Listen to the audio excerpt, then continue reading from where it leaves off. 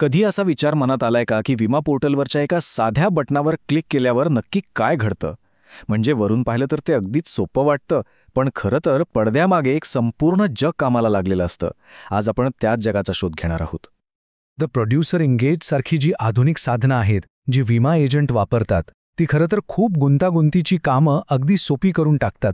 म्हणजे खाती सांभाळणं असो, पॉलिसीचं कोटेशन काढणं असो किंवा क्लेम हाताळणं असो, एजंटसाठी सगळं काही एकाच ठिकाणी अगदी हाताशी उपलब्ध असतं.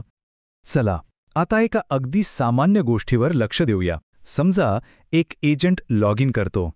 त्याला एका विशिष्ट ग्राहकाच्या खात्याचा तपशील बघायचा आहे. त्याला काय करावं लागेल? फक्त एक क्लिक. अगदी रोजची सामान्य क्रिया, बरोबर? पण त्या एका क्लिक नंतरच्या काही मिलीसेकंदात पडद्यामध्ये काय होतं? ही जी साधी दिसणारी क्रिया आहे ना, ती प्रत्यक्षात एका मोठ्या आणि गुंतागुंतीच्या डिजिटल प्रक्रियेची सुरुवात असते. चला तर मग बघूया आतमध्ये काय चालतं ते. तर क्लिक केल्यावर एजंटला स्क्रीनवर काय दिसतं? एकदम स्वच्छ, नीटनेटका सारांश. खात्याचं नाव, संपर्काची तपशील आणि त्या खात्याशी संबंधित सगळ्या पॉलिसींची एक लिस्ट. सगळं कसं व्यवस्थित आणि समजायला एकदम सोपं. पण त्याच क्षणी कम्प्युटरला काय दिसतं माहितीये? त्याला काही सुंदर डिझाईन दिसत नाही. त्याला दिसतो हा असा कोड. याला म्हणतात जेसॉन फॉर्मॅटमधला रॉ डेटा. जेसॉन म्हणजे जावास्क्रिप्ट ऑब्जेक्ट नोटेशन. सोप्या भाषेत सांगायचं तर सिस्टीम्सना एकमेकांशी बोलायला मदत करणारी ही एक भाषा आहे. आणि हेच ते रहस्य आहे जे आपल्याला दिसणाऱ्या त्या सोप्या सुटसुटीत स्क्रीनच्या मागे काम करतं. बरं, मग ही दोन वेगवेगळी जगं म्हणजे एजंटला दिसणारी सोपी स्क्रीन आणि कम्प्युटरला दिसणारा किचकट कोड यांना जोडतं तरी कोण? तर तो आहे आपला हिरो API, म्हणजेच ॲप्लिकेशन प्रोग्रॅमिंग इंटरफेस. आता हे समजायला थोडं अवघड वाटेल, पण एक सोपं उदाहरण घेऊया. समजा API म्हणजे रेस्टॉरंटमधला एक वेटर आहे. पोर्टल म्हणजे आपला डायनर ऑर्डर देतो. मग हा वेटर म्हणजेच API ती ऑर्डर घेतो आणि थेट किचनमध्ये म्हणजेच आपल्या मेन सिस्टमपर्यंत पोहोचवतो. आणि मग किचनमधनं गरमागरम जेवण म्हणजेच आपल्याला हवा असलेला डेटा परत आणून देतो. तर या एका क्लिकचा संपूर्ण प्रवास आपण 4 सोप्या टप्प्यामध्ये पाहू शकतो. सगळ्यात आधी एजंट प्रोड्युसर एंगेज पोर्टलवर क्लिक करतो. त्यानंतर एक API कॉल थेट पॉलिसी सेंटरला म्हणजे मुख्य सिस्टमला पाठवला जातो. पॉलिसी सेंटरला विमा कंपनीचा मेंदूच समजा. मग पॉलिसी सेंटर गरजेचा डेटा शोधतं आणि तो जेसन फॉर्मॅटमध्ये पोर्टलकडे परत पाठवतं. झालं. आता आपण जी ऑर्डर दिली असं म्हणालो, त्याला तांत्रिक भाषेत API एंडपॉइंट म्हणतात. हे एका विशिष्ट पत्त्यासारखं आहे, जिथे पोर्टल माहितीसाठी विनंती पाठवतं. आपल्या उदाहरणात ही विनंती अगदी स्पष्ट आहे. मला या स्पेसिफिक खात्याचा संपूर्ण तपशील हवा आहे.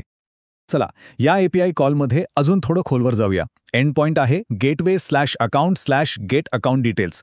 त्याचा उद्देश नावातच स्पष्ट आहे, खात्याचा तपशील मिळवणे. आणि हे सगळं कुठून येते? तर पॉलिसी सेंटर या मुख्य सिस्टममधून. यासाठी जेसन RPC नावाची पद्धत वापरली जाते. आता घाबरू नका, जेसन RPC म्हणजे फक्त एक विशिष्ट प्रकारची भाषा आहे जी या सिस्टम्स एकमेकांशी बोलण्यासाठी वापरतात. बस. जेव्हा किचनमधून जेवण म्हणजे आपला डेटा परत येतो, तो एका विशिष्ट रचनेत येतो. उदाहरणार्थ, या जेसन कोडमधील ही एक ओळ बघा. Account number =sample string. इथे अकाउंट नंबर ही की आहे आणि सॅम्पल स्ट्रिंग ही त्याची व्हॅल्यू आहे. याचा सरळ अर्थ आहे की ही ग्राहकाच्या खाते क्रमांकाची माहिती आहे. सोपा आहे ना? आणि इथे बघा, आता सगळं चित्र स्पष्ट होईल. एका बाजूला आहे सिस्टीमनं पाठवलेला तो कच्चा किचकट जेसॉन डेटा. आणि दुसऱ्या बाजूला काय आहे? एजंटला त्याच्या स्क्रीनवर दिसणारी अगदी सोपी, वाचायला सोपी माहिती. तर या किचकट कोडचं रूपांतर अशा सुंदर आणि उपयोगी माहितीमध्ये कोण करतं? बरोबर, आपलं API. हीच तर खरी APIची जादू आहे, नाही का? तर मग या सगळ्याचं विमा उद्योगासाठी महत्त्व काय? सगळ्यात महत्त्वाचं म्हणजे यामुळे प्रचंड लवचिकता मिळते. कंपन्या एकाच मुख्य सिस्टमवर एजंटसाठी, ग्राहकांसाठी, अगदी मोबाईलसाठी सुद्धा वेगवेगळे ॲप्स तयार करू शकतात. दुसरं म्हणजे वेग. मुख्य सिस्टीमला धक्का न लावता युजर इंटरफेस झटपट बदलता येतो. आणि तिसरं म्हणजे एकीकरण. वेगवेगळ्या सिस्टम्स एकमेकांशी अगदी सहजपणे बोलू शकतात.